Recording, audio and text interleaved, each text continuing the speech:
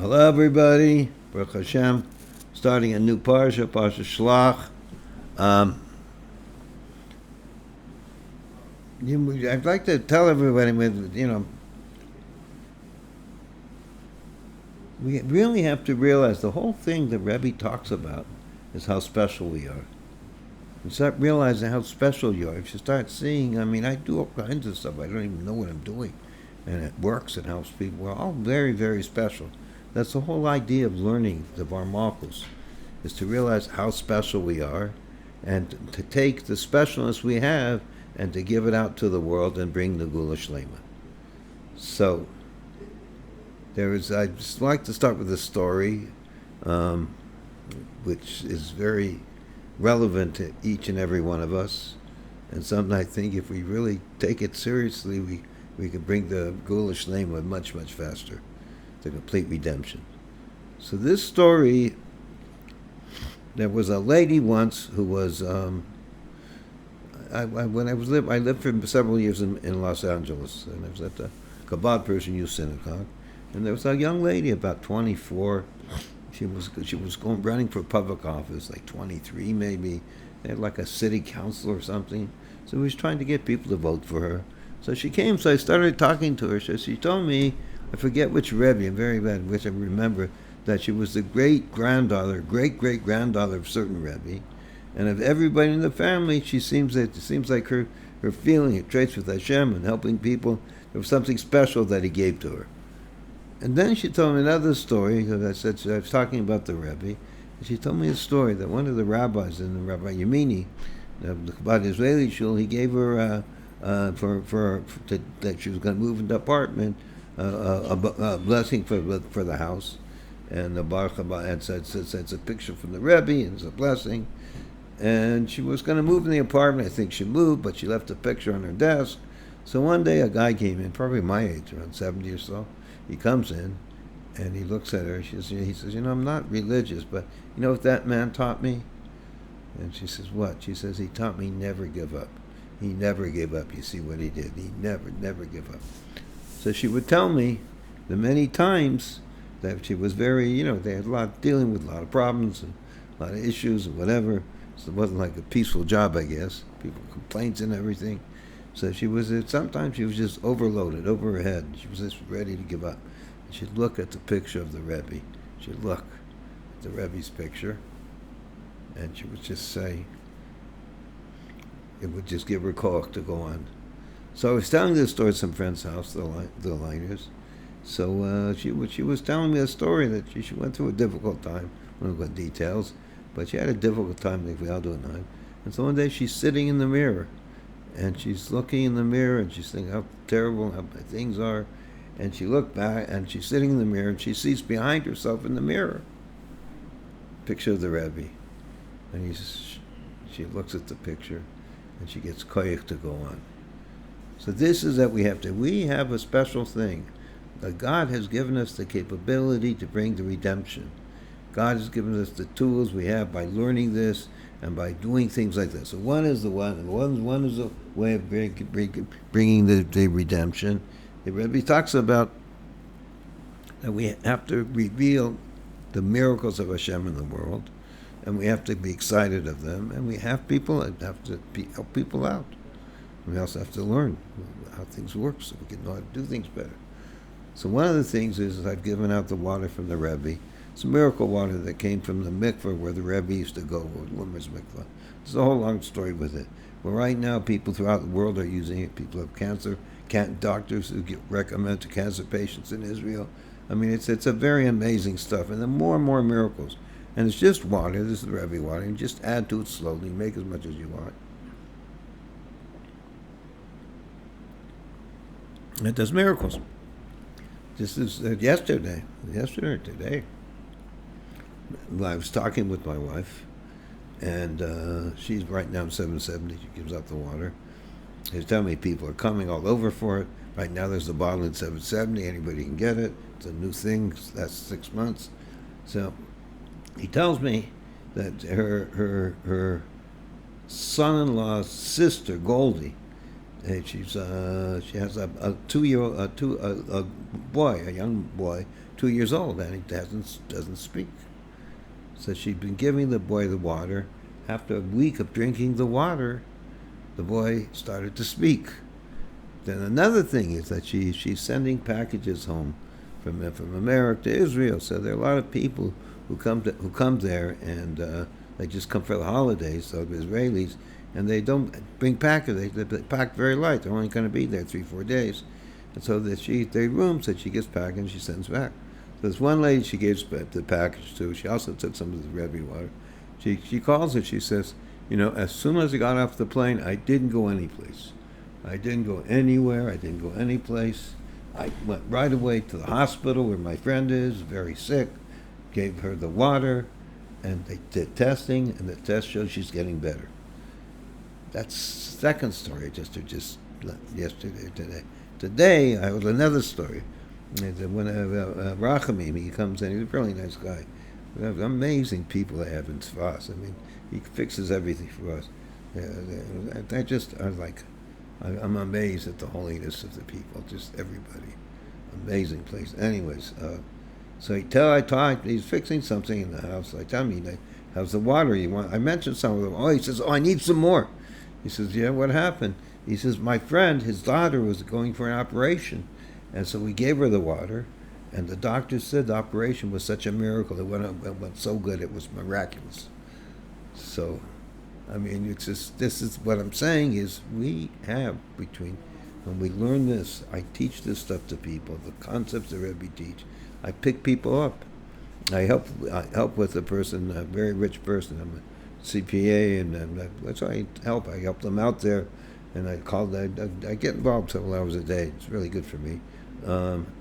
And I help them out. So, I have to call different people. So I'm calling one rabbi, one of the rabbis. So I start telling him about these different things, how special, this and that. And he says, you really helped me out. And this is a good guy, and he runs an organization that has a lot of Jews. So we have to learn to help each other out and to find what's good and give it out to everybody. And that's the way we bring Mashiach, and that's the way we do what Hashem wants.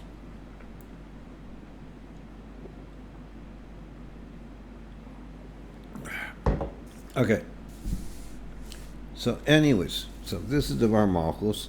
So I wanted to go over first, before anything else, spend a few minutes going over the history, what's the general overview that's in this week's Parsha Shlach. So I'm reading from Kabbalah.org. It's a general overview. Moses sends the scouts to Canaan. They were going to go back to Israel. Check it out.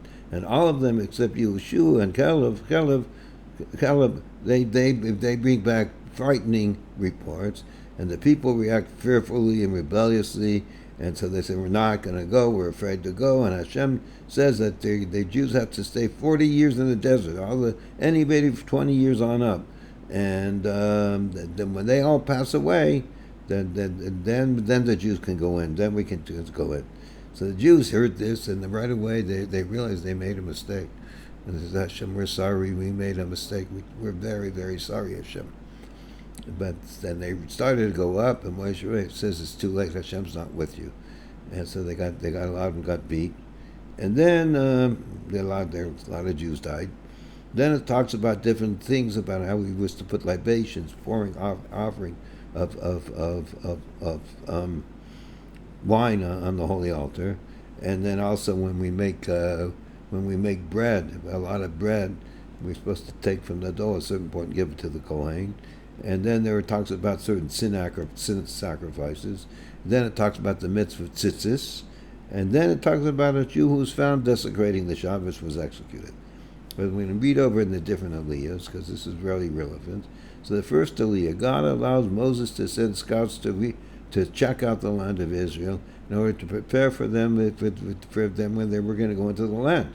So one member of every tribe, with the exception of the tribe of Levi, was chosen for this task. Moses instructed the scouts to bring back a report regarding the nature of the land, its strengths, its weaknesses, and also instructed them to bring back samples of land. He wanted people to know how wonderful the land was that God's giving us. That's what he said. What type of land is this gift? What are we getting? What type of gift? The scouts spent 40 days checking out the land, and they returned to the where all the Jews are, the cabinet, with specimens from the land, with produce, and it was amazing. But they started to say that such an amazing place, such a rich place, everything grows like amazing, nothing like it. But then they started warning, but these people are impossible. They're like giants. They're all over there. And they started saying, we can't win. So all the Jews got upset. And then Yehoshua and Caleb said, no, the land is very good. Don't be concerned. Hashem is going to take care of us. And then the Jews were crying, and then they some of them wanted to go back to Egypt, and there was a big battle with the Jews. That was the second Aliyah. The third Aliyah, the Jewish people rejected the pleas of Yehoshua and Caleb, and decided to stone them. They were going to kill them. The glory, the covenant of Hashem appeared over the tabernacle of the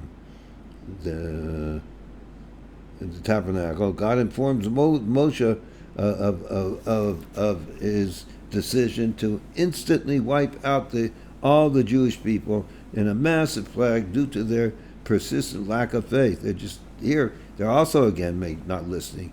Then Moses especially has asked God that he should be merciful on, and he points out that this will be a real big desecration of God's name. That all the Jews Hashem killed, that people will say that God could not take the Jews into the land of Israel. He wasn't powerful enough, so therefore he killed them, which wasn't. So Moshe says, Hashem said, I can't let the world think such. So he agreed to forgive us. But so then Hashem agreed not to kill him outright away, but everybody lives a longer life, but they died by the age of 60. That's the fourth Aliyah. Then they should go back to the desert. That's the third of the fourth Aliyah.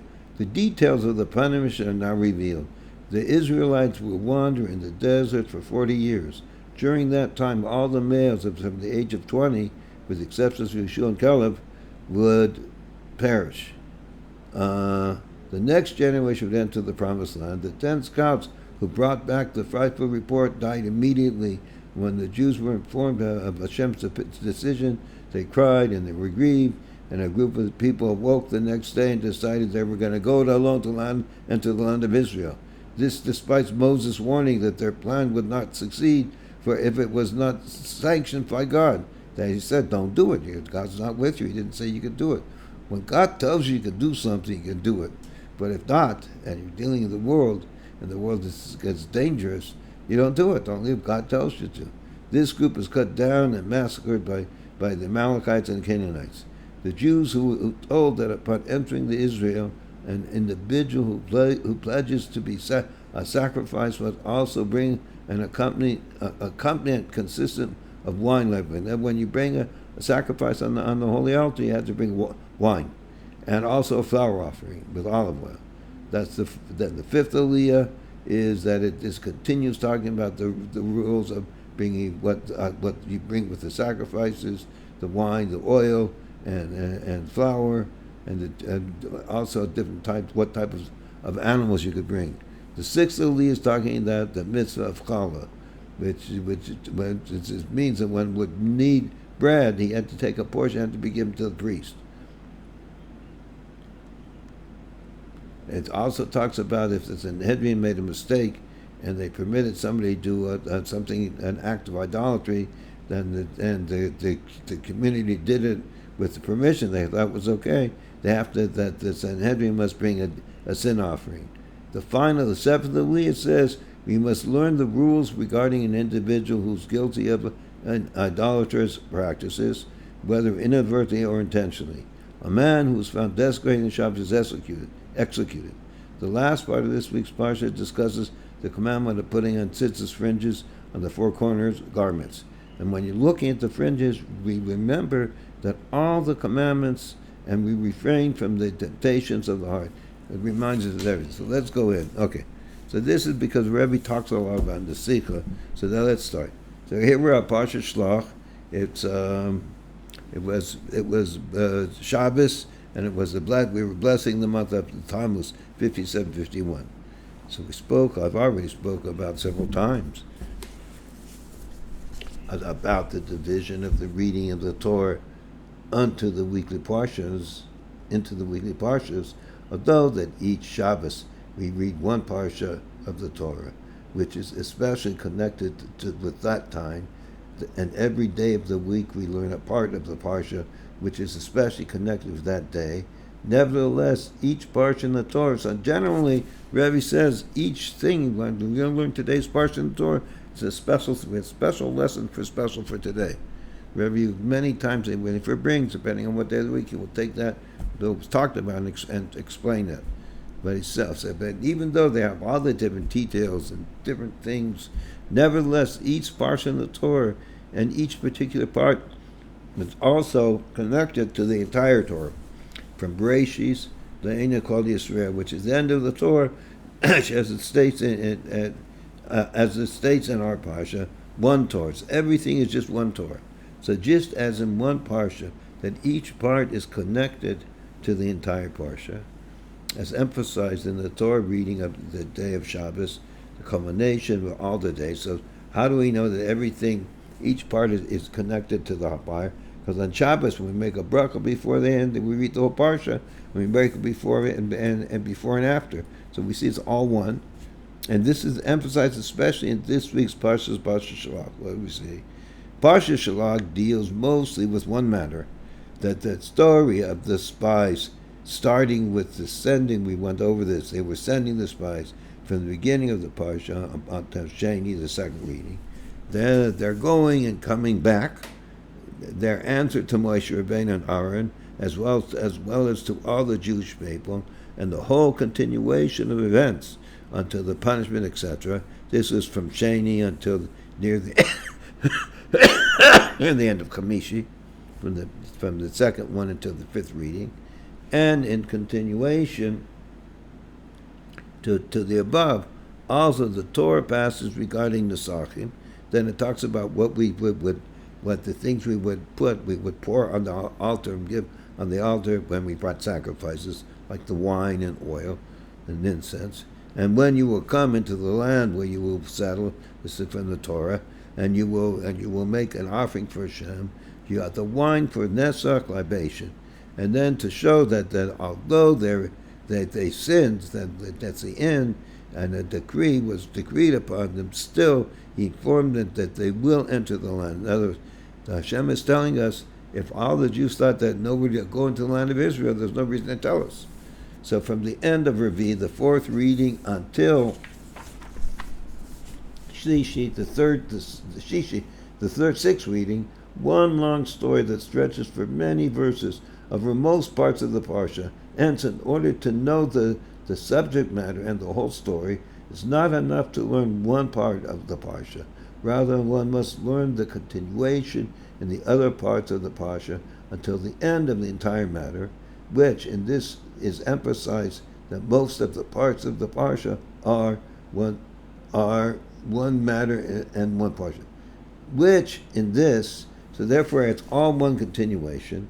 It's emphasized, it's mudgash, that most of the parts of the Parsha are only one matter, one Parsha. That everything is just one inyan, one thing. Moreover, mainly, he says at the end of the Parsha, of this week's Parsha, it says that everything, the concept in Judaism, everything called olach achar sof, that everything that goes after the end, called olach achar achisum, everything goes after the end. So we see him regarding to the end over here, that this week's Parsha ends with Inyan of Tzitzis, and it says, and although that the mitzvah of wearing tzitzis is one about 613 mitzvahs, just one. Yet it is, so we're trying to show everything joins and makes one.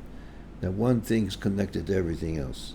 So he says, so this is the Rebbe is pointing out, that is equal to all, that says that the Torah, the mitzvah, tzitzis is equal to all the mitzvahs, and it says that you should see and remember to do all the mitzvahs of Hashem. We say this. And then it says in the Torah. And then it says in another place, we learn that if you add up the words in Hebrew, the numerical volume word tzitzis, it's 600. And the tzitzis, we have 8 strings, and we have 5 knots, it's 613. So he's saying, so similarly in the Torah, that each matter in Parsha in the Torah is connected to all the matters and Parshas in the Torah, since the entire Torah is one.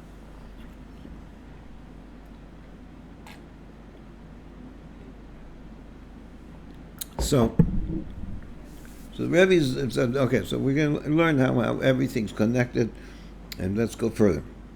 First, we shall explain the content of the sending of the spies, both in the Parsha of the week as well in the Haftorah, which is a culmination of the reading of the entire Parsha.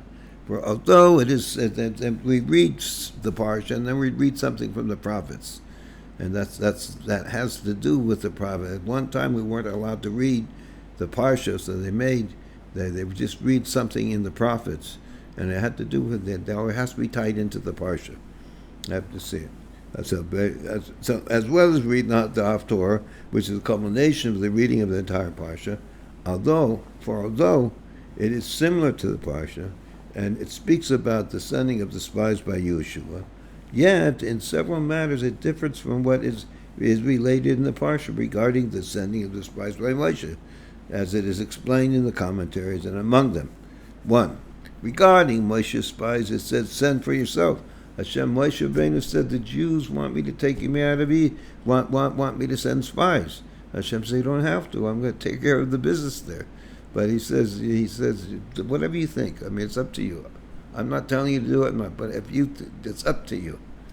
So Rashi explains, on your own accord, I'm not commanding you, that if you want to send them, send them. Whereas regarding Yeshua's spies, surely Yeshua did not do so on his own, on his own accord, rather Hashem, blessed be. You commanded him regarding him. See what he wasn't. Hashem didn't tell him, do what you want. It's up to you. And Yeshua would never want to say, is what God, what you want me to do, I'm doing. I don't do anything with you. I don't want to do anything. I just want to do what you want me to do. And it's understood that to the extent that there is no need to write it in the verse, and the Rebbe says that afterwards the catastrophe that happened as a result of the sending of the spies on Moshe's own accord, without being commanded by Hashem, Yeshua would not send the spies on his own. He saw what happened to his Rebbe, to Moshe Rabbeinu, how terrible it worked out. And therefore we must say, it's necessary for us to say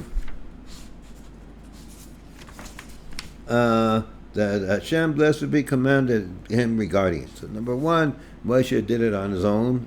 Hashem told him to make up his own decision. And in the Haftorah, it's sure that Hashem told directly what to do. Regarding Moshe, it says, send for you men, specifically men and not spies.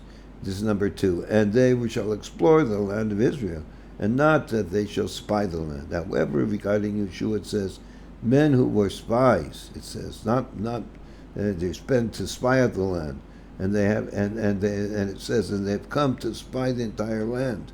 They came to be spies. They're totally different. He just sent them to see the land, the first ones, and to explore the land. The other ones, by Yeshua, he sent them to spy it out. Number three, the difference. Regarding Moshe's spies, it says, you shall send one man per tribe for its descendant, from its descendants. 12 men, 1 man for each tribe.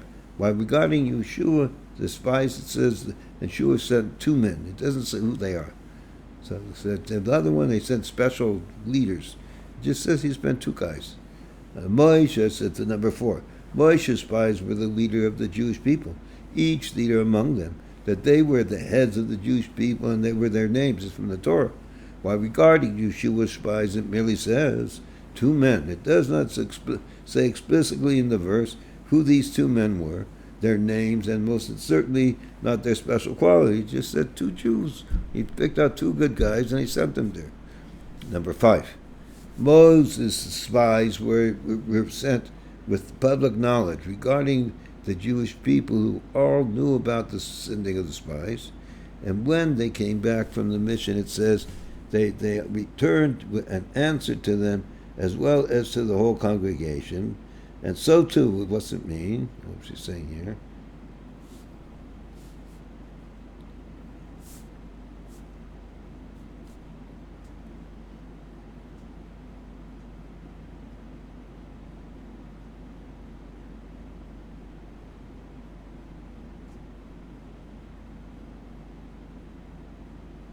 Okay. So let's see. So it says, so what happened? When they came back from their mission, it says that they returned an answer to them as well as to the whole congregation, and so too regarding the people of the land. For the spies made no effort to conceal themselves, so that no one will notice their presence and suspect them, through each person going by himself to spy in a different section of the land. Rather, they all went together in a way that it would be noticed by everyone, to the extent that there was a need that for Hashem to make miracles so that no one would pay attention to them. Everywhere we found people burying dead, in order to disturb them with their mourning, and would not pay attention to these spies. So they just were walking around. Everybody saw them there. And above, you also have to know that they knew about Jews. Everybody knew what was happening. They knew they were coming into the land. And above, and above, this is the regular. That's just my own thing. And above, what was not so with Yeshua's spies, about whom it explicitly says they were secret spies, both regarding the Jewish people didn't know, and that he sent them secretly because he did not want all the Jewish people to know. Hence, when they came back from their mission, it says, and they came back to Yeshua, and they told him, and they said to Yeshua, so it's just directly to them, and not to all the Jewish people. And also regarding the people of the lands, it's talking about everybody. They lived very quietly. So the people are not of Yericho. So basically what happened is he went to Yericho, they went to Yericho, and as soon as they got in, people started seeing there was maybe something wrong with him. So there was a Zona, a prostitute, she took him in, and they saw everybody was afraid that they knew the Jews were coming, they were petrified, and she helped them escape. So anyways, so he says that, so the people on, he said to them, make yourselves as if you're a chavetz, as if you're deaf, so that people will not hide their words from you. In other words, you walk around like you can't hear, so you hear everything what he's saying. So, or another meaning of cherish means cherish could be death. Cherish meraglim, literally secret spies, is that cherish is pottery, that you should carry pots with you so that you will look like salesmen. And even during their mission, they had to hide so that the people of the land would not see them, as it says. So even with all of this, it didn't work. They still had to hide, definitely run away and hide. Like it says, the woman took the two men and hid them. And she said to them, go to the mountain so that the chasers will not catch you, and hide there. So she's telling all ideas about how these two Jews went to check out the land to see what they even before they did anything had to be hidden and put away. So that's by Moses. By Moses' guys, they just walked like a group of 12 guys, taking a walk, checking out the place, and they had to know that they were Jews. I mean, it was known. I assume it doesn't say that, but I think so. Anyways, 6. Moses' spies went along with the borders of the whole land, its width, its length, 400 Pashas for 400 Pashas. They went 40 for 40 days. They checked out everything. While Yeshua's spies, as though they were commanded to go and see the country and Yericho, and not just rather the Yericho, rather the country as well. However, not only did they were supposed to go check out how to conquer the land, because we weren't to the level by Moshe Rabbeinu. However, they did not go only into Yericho and not into the other sections of the land. Rather, moreover, they didn't even manage to tour Jericho itself. Since the same night they arrived at Rachel's house, she let them down through the window of her home, which was in the wall of the city, out of the city. So they did nothing.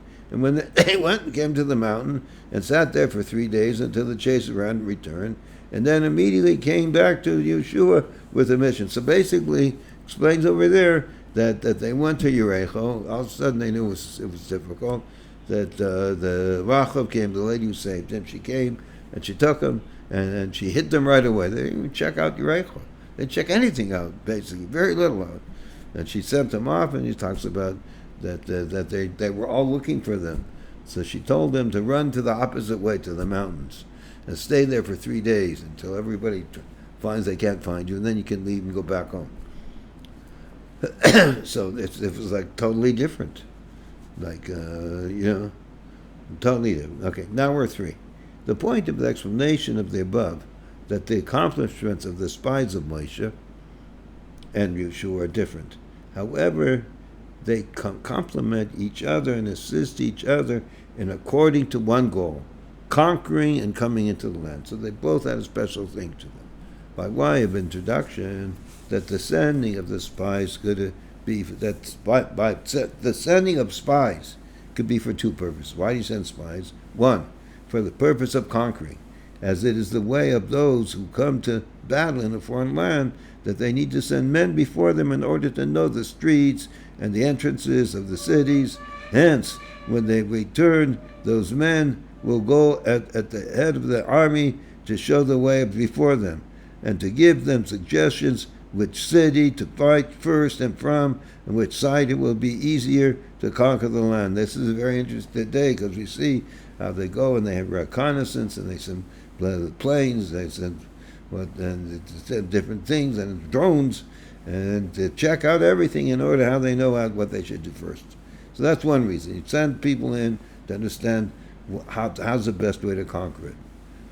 Number 2, for the purpose of entering the land, including the settling of the land after, and the continuation to conquering, so that they will be familiar with the qualities of the land, by telling them that all good qualities of the land, to be glad in them with its unique qualities, and they will ascend into the land with great desire. And they will come back and tell them we're not just conquering this land, it's a desert, and it's just full of terrible things, and we're going to have to work really hard to make it better.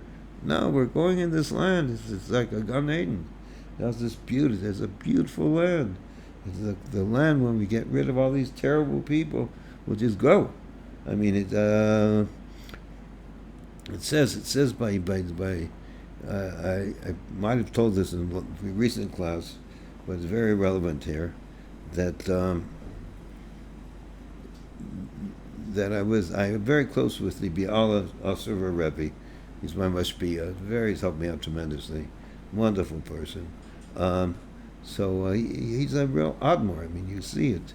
He's very special. I've been involved with the Lubavitch Rebbe, my Rebbe. I've been involved with Skolener.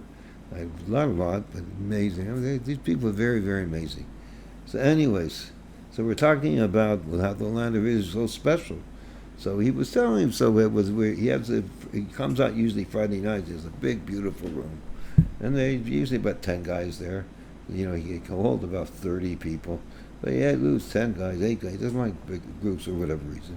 Anyway, so it's hot. So somebody opens up the window, and he's on like the 9th floor in Givat Shaul, which is one in Yerushalayim. So this nice cool breeze comes. So it says that the Avir, the air of Israel, of the land of Israel, makes you wise. Mechakim. So he says Avir Chivsim Mechakim. So then I started to tell him that I noticed that the vegetables in Israel always taste better. And it's not that they're grown more organic or this or that. I mean, I eat organic, but they always taste better. So